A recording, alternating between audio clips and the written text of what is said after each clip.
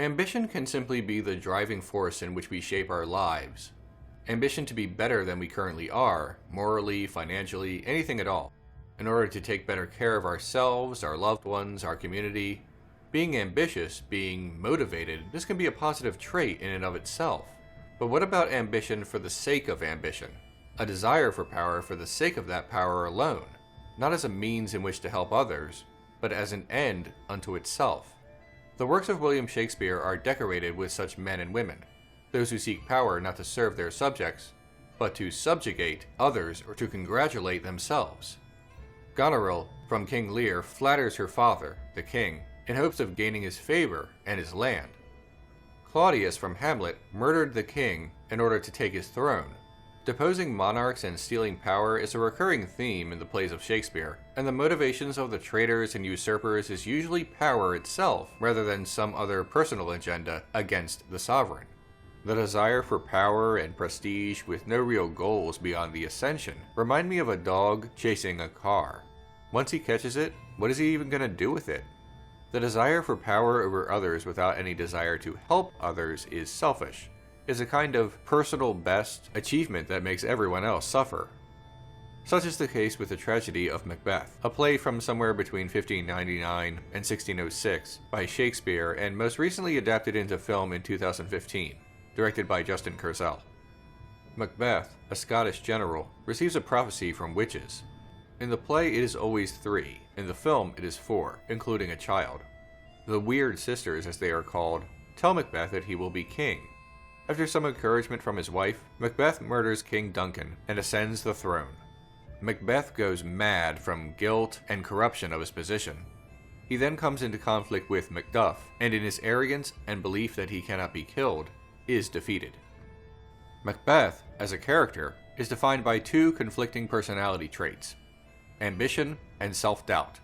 He has great plans to become king, but he also doubts what he is doing, both morally and in terms of personal ability. This is visually constructed in the first battle scene, in which we cut from a charging Macbeth at full speed to a slow-motion battle. Ambition and self-doubt, respectively. Because some dialogue from the play has been omitted for time, and because the language of the stage is different from the language of film, this can emphasize Macbeth's inner conflict, even with fewer soliloquies. Over the course of the narrative, his ambition and self-doubt are both intensified. As to the former, he kills many others who he believes are his opposition. As to the latter, his self-doubt becomes mad paranoia, and he begins to see ghosts. Shakespeare's understanding of psychology was different from our own, but in this conflict, he seemed to understand the basics of emotional insecurity, lashing out to make oneself appear strong due to feeling weak inside. Ambition mixed with self-doubt. This psychological information about some of our modern politicians is easily gleaned these days, but Shakespeare had this figured out at the turn of the 17th century. Scholarly debate about the Scottish play in recent history often broaches the subject of gender. Lady Macbeth's portrayal is seen as misogynistic because she is somehow the driving force behind Macbeth's assassination of King Duncan. Not to mention the fact that this play has literal witches who also guide Macbeth's actions. What are these? Live you or are you that man may question? Some have posited that the play shows a woman defying her culturally defined role, one that Macbeth explicitly states as having children, but showing havoc as her punishment. However, it should be noted that the film omits some of the more egregious sections of the play. For example, the goddess of the netherworld, Hecate, is completely absent from the film. Also, a scene in the play about 2 swimmers with one failing because he had become womanly is also scrapped for this film version. Shakespeare, though more cultured than some, was still a man of his time, as were his plays. The film creates a slightly more modern reading of the film, and frankly it may be better for it. Conversely, it should be mentioned that the tragedy of Macbeth portrays aggressive tendencies in men as a negative, casting a shadow on those who talk about their manhood as if it were an extension of that violence. Dispute it like a man. Oh, I will do so. But I will also feel it as a man. Lady Macbeth believes that a true man is someone who takes what he wants. Her desire to unsex herself, as she puts it, relates to her wanting to be as ambitious and, frankly, deadly as her male counterparts. Banquo, on the other hand, believes a real man controls his desires, restrains himself from going too far. While the play, and by extensions its film adaptations, are definitely of their time when it comes to gender relations, it also seems that Shakespeare was more interested in painting a rather bleak view of humanity's desire for power in a more general sense. We are not capable of overcoming these desires. War rages, violence ensues, and life, as he puts it, becomes a tale told by an idiot. Shakespeare's words are always a subject of speculation and debate. Some say life, in this case, given consciousness, means God, but looking at the course of human events and the narrative of Macbeth itself, it is we who are the idiots, choosing personal vanity and ambition, resorting to our base nature instead of something loftier. There is much about this specific adaptation of Macbeth that takes the source material and adds to its core elements, which is daring, considering the author, but it's not a matter of just adding material for the sake of shaking it up, so much as it is elaborating and expanding upon its general themes. Changing the words of Shakespeare is practically heresy, so this film engages the audience with its new ideas almost entirely through visuals. In the play, children are mentioned from time to time. For example, Macduff's children are killed, and Macbeth and his cohorts talk about their children being kings one day. The film goes a little further. In the beginning, we see this young girl. She is never seen in the play. She has died and may be the spirit of the fourth weird sister. In the play and nearly every adaptation, there are only 3.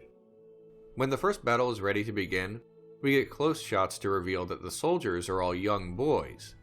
In fact, children are everywhere in the film, and they are frequently victims. This young boy, killed in battle, haunts Macbeth. The film tells us an old truth about conflict. The young always wage war for the older generation. My children do. He has no children! They are controlled by powerful forces, which brings us to another visual motif, the church.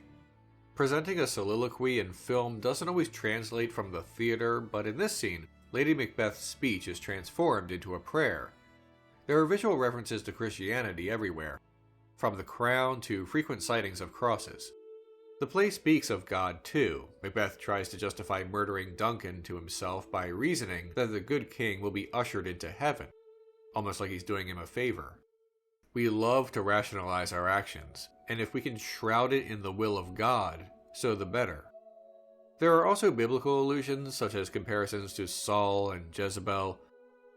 Some consider the tragedy of Macbeth to be distinctly Christian. However, the play may hold Christianity in higher regard than the film.